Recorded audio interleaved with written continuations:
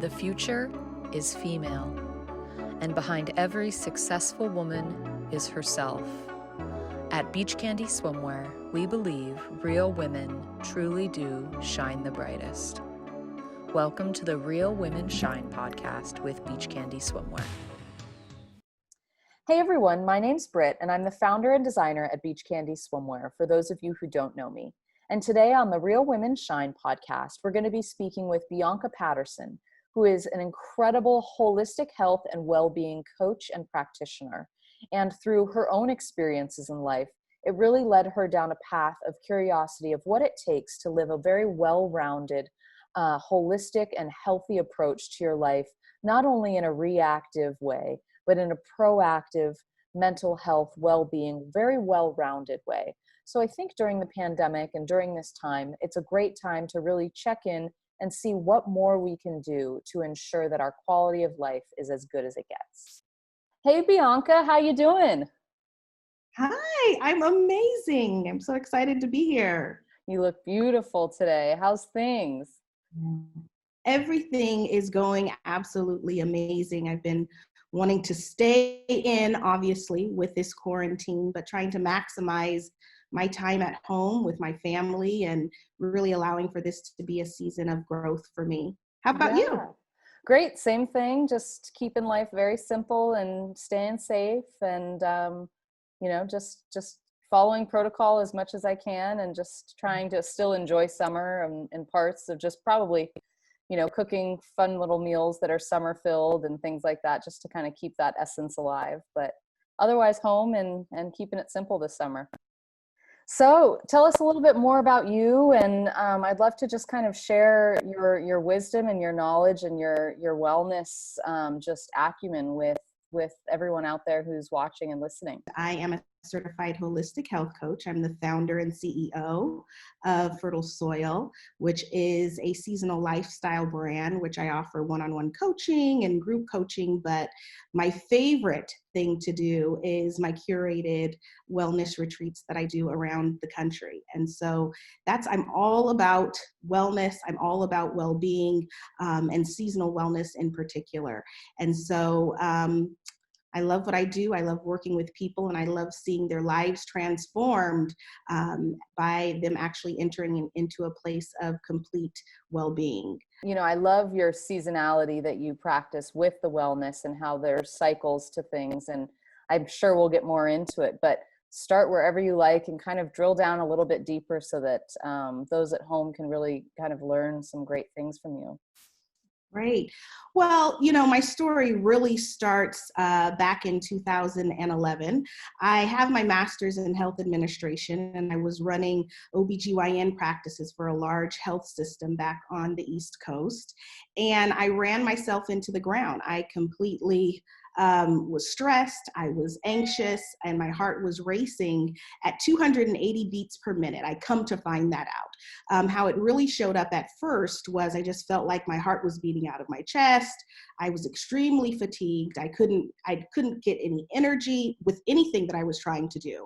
And I had actually traveled back to California, which is where I'm from, and now that's where I'm located currently, so I'm excited to be back home. But when I got off the plane, I had to stop and get some toiletries, and I couldn't even walk the aisles of the grocery store. And it was in that moment that I had come head to head with, no, something's not right. I had felt my heart beating. I had felt as if something was a little bit off, but in that moment, everything converged, and it was like, no, something is definitely the matter, and I needed to seek that out. And so what ended up happening is I ended up staying 30 days here in California, where the first 5 days, they actually admitted me into the hospital and ran a bunch of tests and trying to look at every system of my body, trying to see what was going on.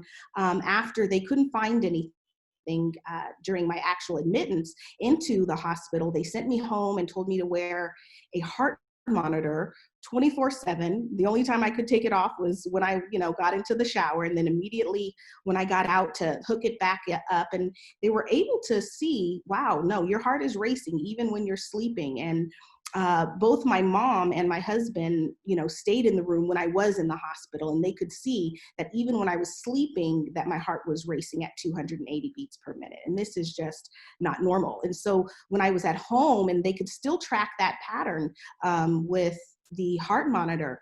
Yeah. And so I went to see specialists, every specialist known to man, and they said, hey, we can see it. We're not exactly sure what's going on, but you're definitely tachycardic. And so at that moment, which just basically means that your heart is racing, and we're going to need to put you on some medicines for the rest of your life.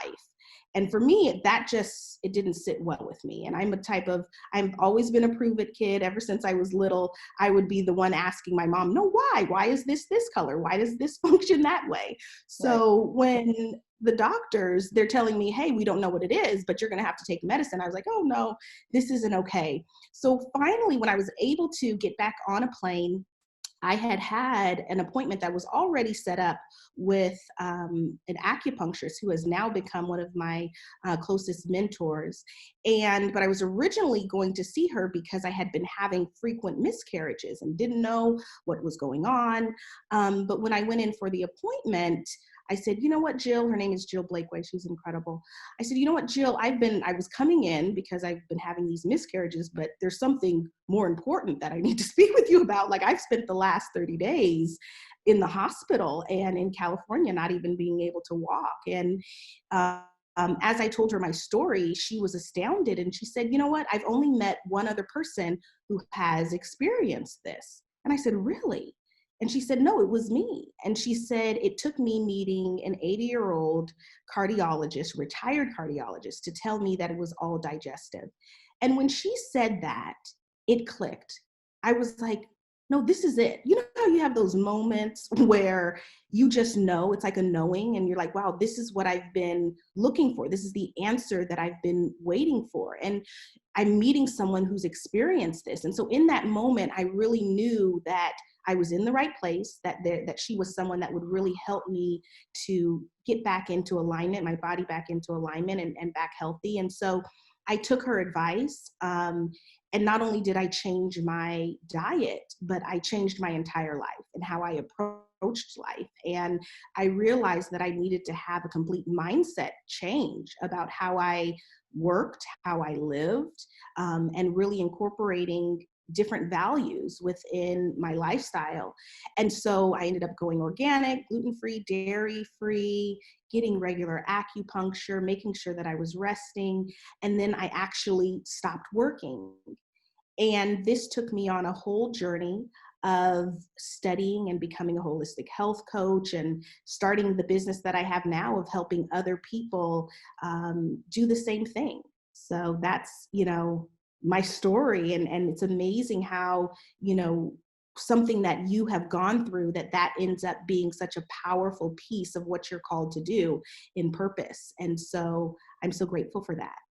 Absolutely. That's amazing. And it's everything, especially now with the virus. I mean, they say often the news doesn't really talk about, taking your vitamins and eating clean and getting lots of, green veggies in you and taking, just taking good care of yourself, drinking a lot of water.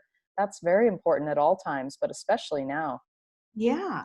And, the thing that I think that has happened is that now with COVID-19, it's been a complete wake-up call to the entire world, right? Never before has health and well-being been on such a decline across the world simultaneously, right? As the whole world stopped in just a moment, it seems like. And so as people, we're in a place where we're living in fear with what's going on. And there's a lot of uncertainty as it relates to physical illnesses. And, people's lives are crumbling right before their eyes. They're unsure of what's going to happen in their community, what's going to happen in the economy. And oftentimes we are the type of people, our approach has been a responsive approach, right? Waiting for things to happen for us to respond. And we haven't been as proactive. And a lot of times when you're talking about how we eat and how we live, those are things that we can start to incorporate to be proactive,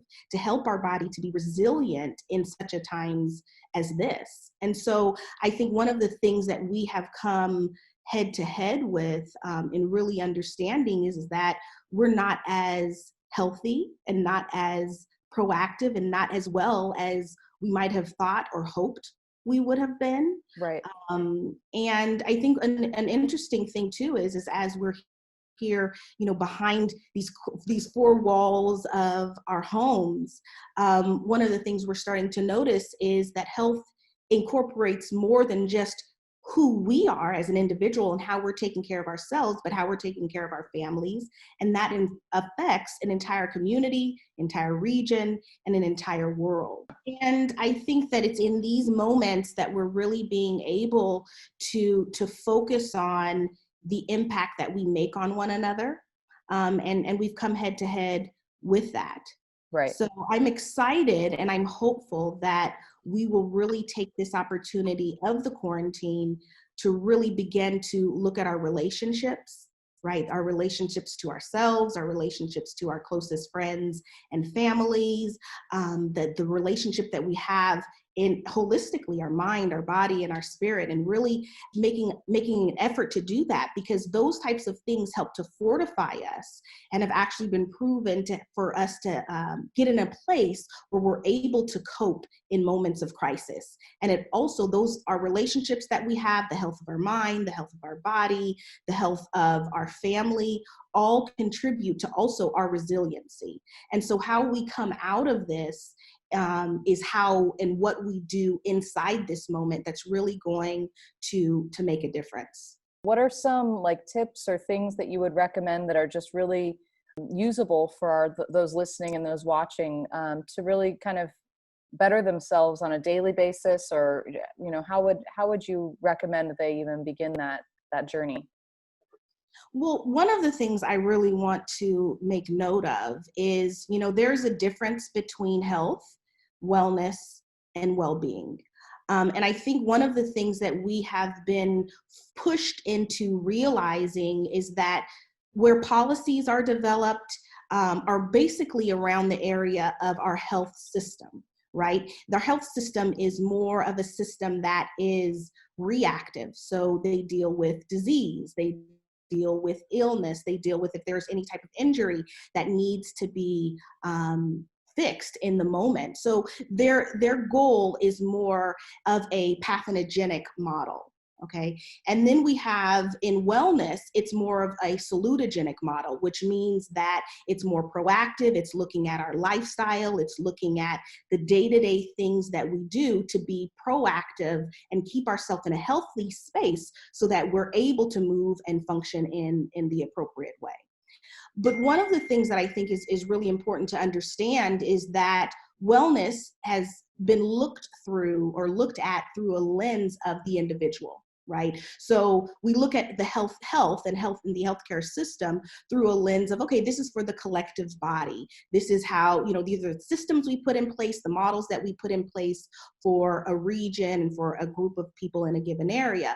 But wellness tends to be something that we look at as, wow, this is an individual's choice. They're going to choose to, do yoga. They're going to choose to do boxing and drink green juices. And they're going to tend to choose these things based on their own desires and their own choice of a lifestyle. And so we've separated those within how we approach health and how we look at things. And so from a policy standpoint, we're not really pushing that proactive aspect of things. But then we have well-being, and well-being goes far beyond just the green juice that you're drinking, the type of exercise that you're doing. And it even goes beyond what has more recently and importantly has come up, which is mental health, right? And mental health is a huge thing right now in mindfulness. We have apps like Headspace and we have apps like the Calm app that are really helping us to tap into our emotions and to tap into a place where we can really help to regulate our parasympathetic nervous system to calm down, which is really important. But well-being goes far beyond health. It goes far beyond wellness.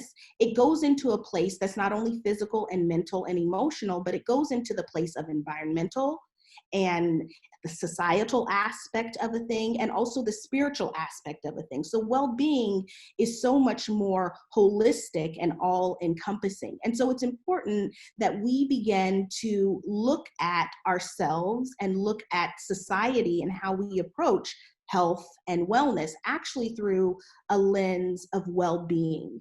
And so when you're asking, okay, what are some things that we need to start to incorporate?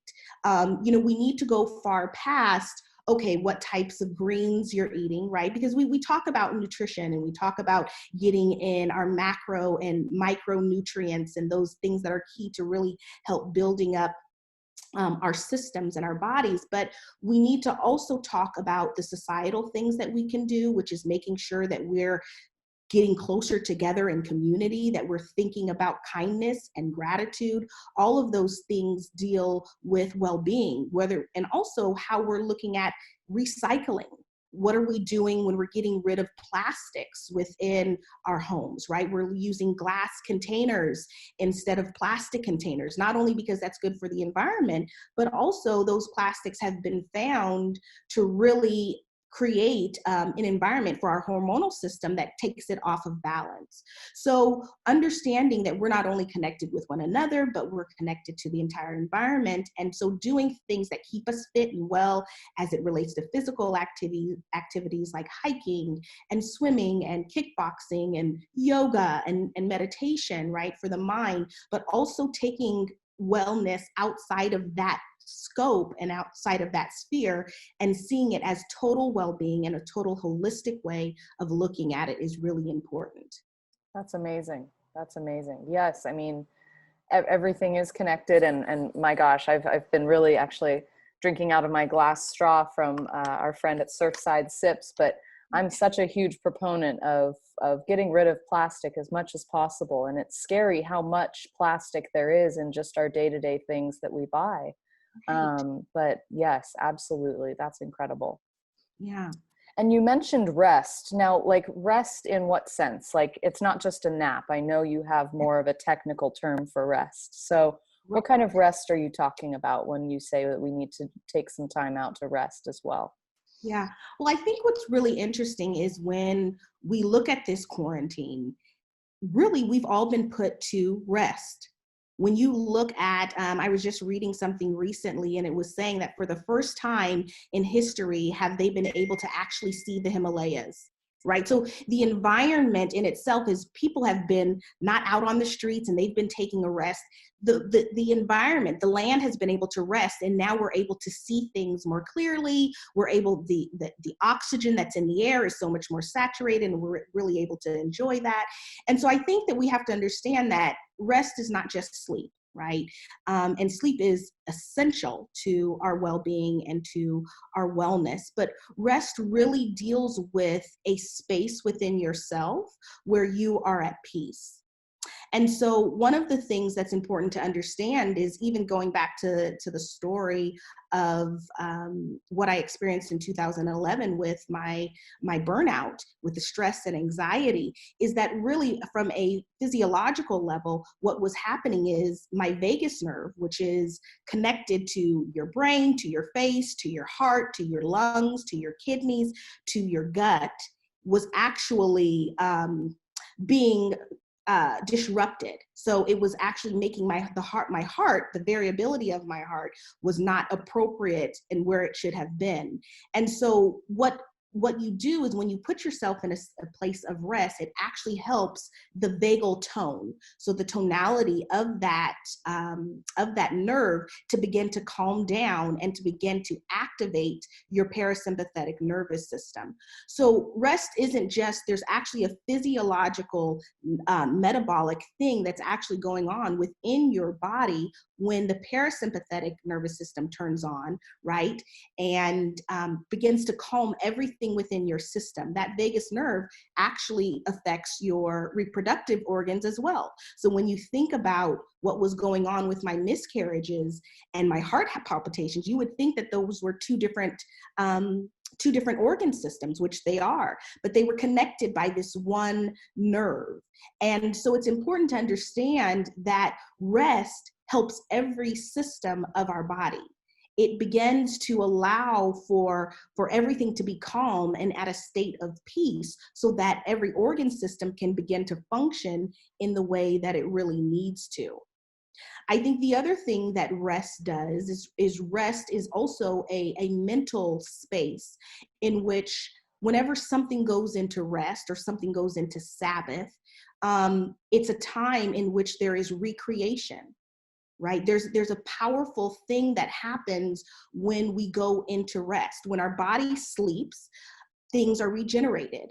But also when our minds are at rest and our body is in a place of rest where we're calm, we're in a place of trust, we're not doubting, we're not fearful, there is something that happens within us that allows us to recreate and bring about what's next in our life.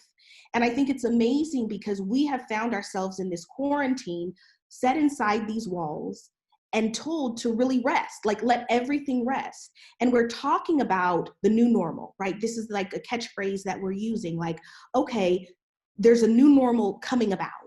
And the thing that I'm concerned about is we're saying the new normal, and it's more of something that we are going to respond to, instead of understanding that we have the process and the ability to create the new normal, right? The new normal isn't something that's going to happen to us, but we've been put in this place of rest in order for us to recreate. This is a perfect time for us to look at ourselves and to evolve, right? What's the next thing that you're called to do? What is something that an area of creativity or personal expression that you haven't been able to really push into? Well, this is a time that you begin to journal. This is a time that you begin to really rest and be still and hear and feel what your body is saying. You know, we're so busy going here, going there, working, taking care of the kids, taking care of the husband. We're doing all of these things. And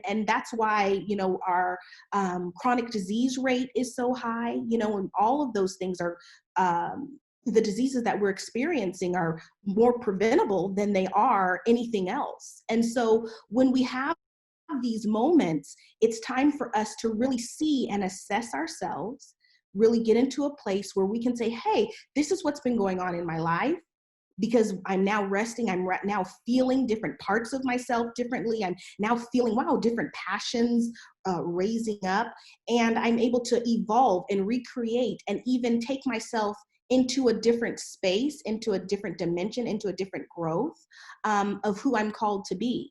And so rest gives us an amazing opportunity to build the new. And I really believe we are in a time of the new Renaissance, right? When you think about the new beginnings and what's to come next, it's those people. You find that there's tons of people that the inventions that have come out during times of famine, during times of quarantine, or when things seemed as if there was an unrest, these people were able to tap in to a restful place, even when there was crises around them, to come up with solutions that would be the next thing for the whole entire earth, for their community. The chocolate chip cookie was made, the basketball was made. I mean, all of these different inventions were created, and that is a process that these people were able to tap into rest and create solutions, recreate themselves, and be the answer for tomorrow. Wow, that's incredible. I'm so inspired by that. I agree. I have moments of wild creativity during quarantine that I really haven't experienced in years because I'm forced to pause. The sun's beaming in behind you. You look like an angel. Oh, wow. You too. It's giving us hope. Absolutely. It's so funny because I was thinking about, in that same thing with rest, is that rest, it helps us to dream again, hope again, be inspired again, right? The heavens open and we're getting enlightenment, right? So when you're saying that the light is beaming, I'm thinking like, wow, it's a moment of enlightenment for us all. Yes, absolutely. Absolutely. What else did you want to share?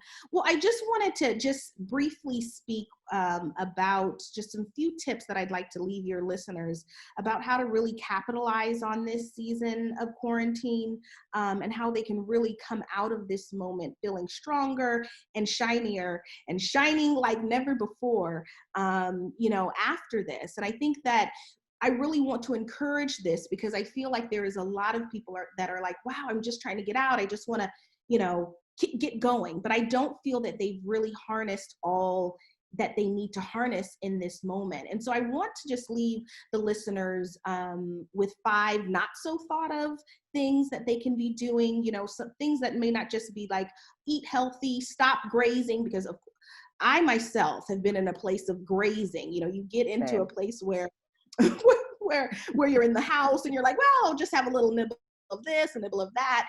And so I want to, although that is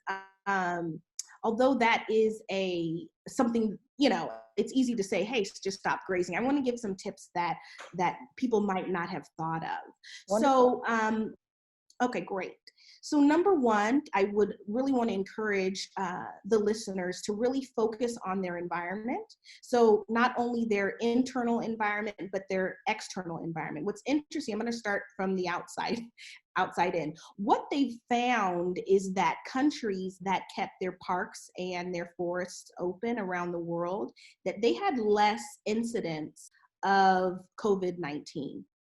And so it's important to understand that making sure that you have the opportunity to get out and hike and take a walk is so powerful. The Japanese culture calls it forest bathing. So actually getting out into nature, being able to breathe that fresh air is so important. And the natural aromatherapy that is coming from the plants and from the trees are really helping to activate that parasympathetic nervous system. So take a bath, but take a bath outside, right? Love it. Take a bath outside.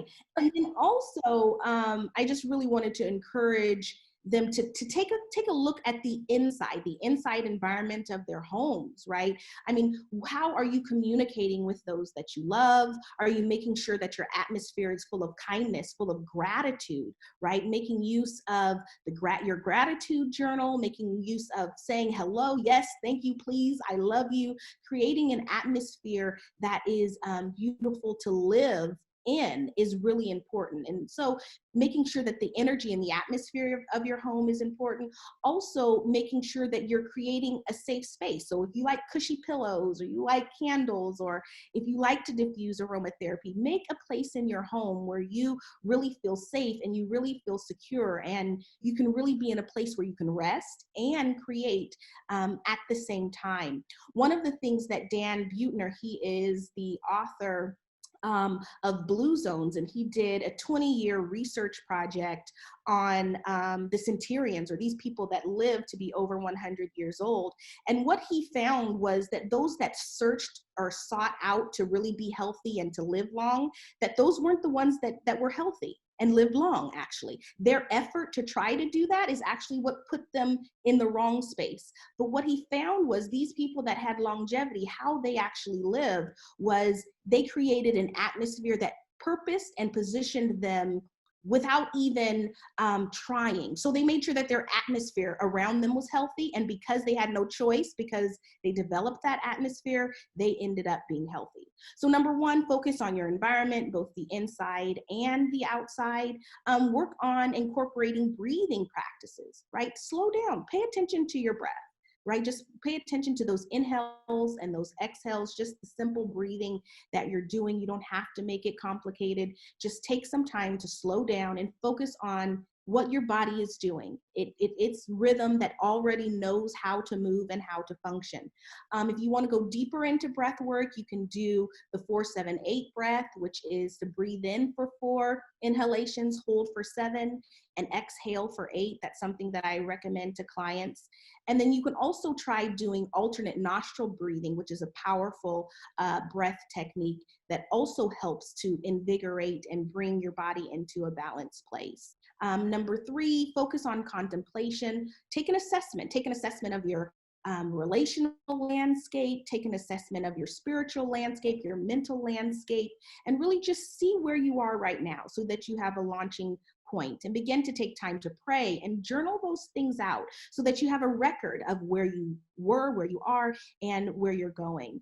Another thing is number 4, is to exercise your imagination and engage in creative practices. Be like a child, right? Some of us have children at home. Look at them, look what they're doing. Roll around with them, have some fun. One of my friends in October, before I actually went into a rest, because I felt that I needed to rest in October, she said, Bianca, when was the last time that you had fun? And I thought about that, and it was so sad. But I thought, like, wow, rest, what I'm about to enter into requires fun. So make sure that you take time to have fun. Make sure that you're incorporating activities like coloring, like drawing, which are incredible activities that you can do to really trigger that area of fun and creativity as well. And visualizing, really take time to let your imagination run wild. As adults, we don't let our imagination take over. And so really helping to, you see people like Michelangelo, who said that he saw the stone and then he just allowed for the angel to come out of that stone, right? He just allowed his hands to follow what they needed to do to bring forth what he saw in his imagination and what he saw before him. Henry David Thoreau said, the world is but a canvas to the imagination. So even in that thing, what can you imagine right now? My mom, when I was little, my favorite quote to her, she would always say, she said, Bianca, you would always tell me, think of the possibilities. And so that's what I want to encourage people to do. Think of the possibilities. Don't just think of where you are now, but think of where you can be tomorrow, where you can be in 10 years, where this world could be, and really allow your imagination to really run free. And then lastly, I just want to just share that I really believe that this wellness sabbatical that we've been experiencing is going to continue on, because rest is something that keeps us and sustains us in a place of well-being. And so what we're going to find is that we're going to find a lot of corporations are going to begin to either have, which we're seeing right now, having their employees to work from home, right? So you're going to have to try to find this balance. We call it work-life balance, but I really believe that it's going to be a wellness sabbatical type of model where you are incorporating work and you're incorporating wellness in the same moments, within the same day.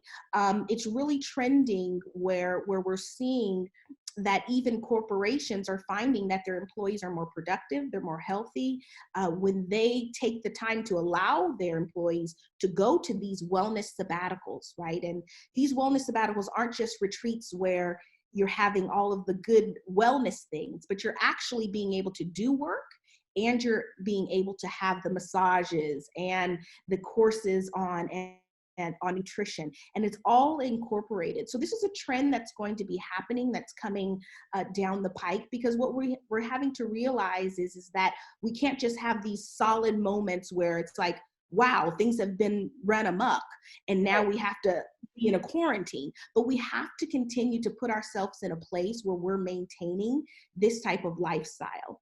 And so we're going to have to incorporate that into how we treat our employees, and how the corporation is managing wellness and well-being as a whole. And so I really believe that we're in a place of true reformation and change, and well-being is going to be the hub of a lot of decisions, whether it's in finance, whether it's in economics, whether it's in the healthcare system, whether we see that in business and technology.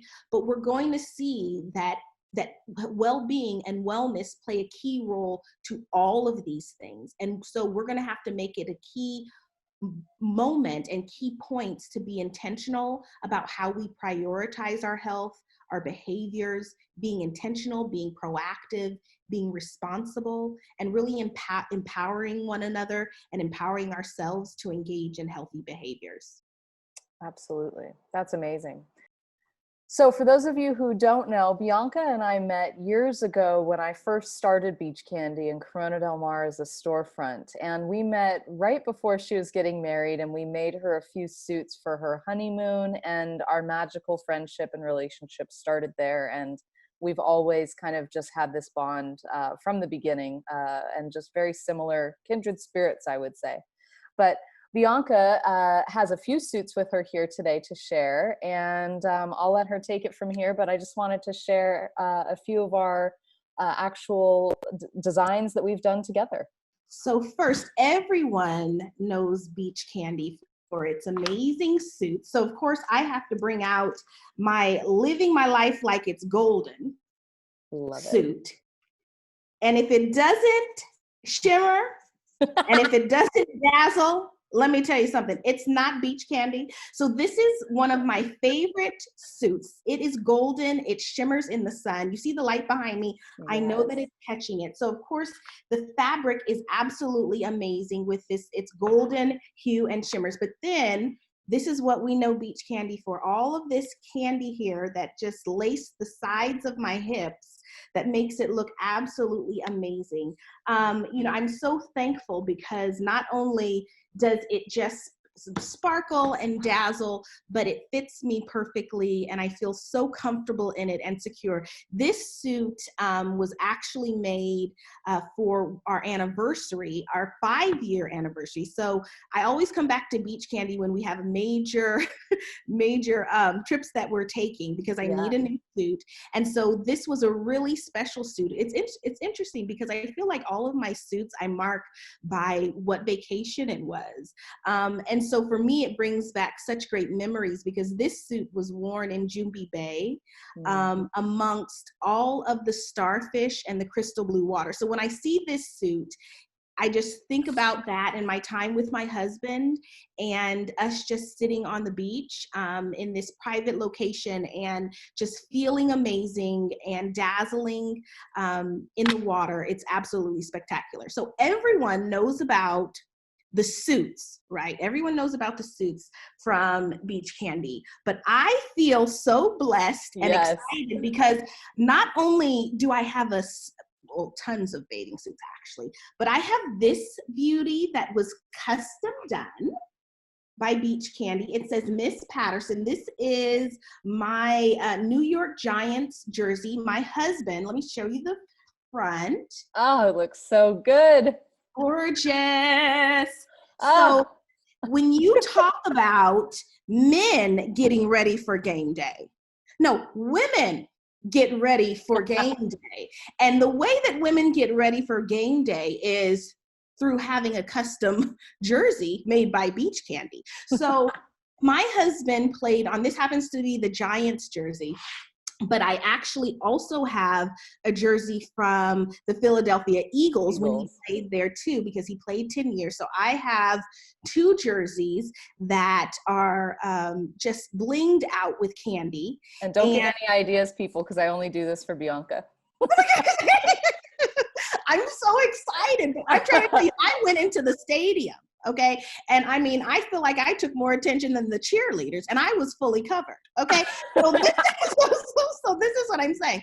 It's so exciting to be able to, not only go from the beach, but to the stadium and be all dazzled up. And it gave me such confidence when I was wearing my husband's name, on the back of my jersey. So proud of him. So proud of the work that he's done. And to be his wife in the stands, cheering him on. He has an amazing story of resilience too, and health and recovery. And so for me, this jersey in particular means a lot to me because the Giants actually picked him up after he had recovered from his arterial venous malformation of the brain. And so for me, this represents overcoming, this represents resilience, this represents health and wellness and really coming back shining, right? Yes. And so I'm excited that this was the jersey I'm able to share with you guys because, when you're able to overcome, when you're able to push through, which we all are doing in this this very moment of crisis, you want to make sure that you come out shining, that you really are showing, wow, I've overcome, I'm victorious. And BeachCandy has always been there for me to make sure that I've been adorned in the right way. Oh my gosh, Bianca, thank you so much for sharing those beautiful memories. And it's just such a pleasure to sit here and reminisce about these past moments where we've designed such beautiful things together. Thank you so much. Thanks for tuning in to the Real Women Shine podcast with BeachCandy Swimwear. Please give us a thumbs up if you liked this video, and if you want to see more, please click on the subscribe button below. Don't forget to click the notification bell, which will notify you when a brand new BeachCandy video is published. We hope this episode brightened your day and inspired you to shine your brightest. If you want to learn more or experience our famous fit, you can head to our website at beachcandyswimwear.com.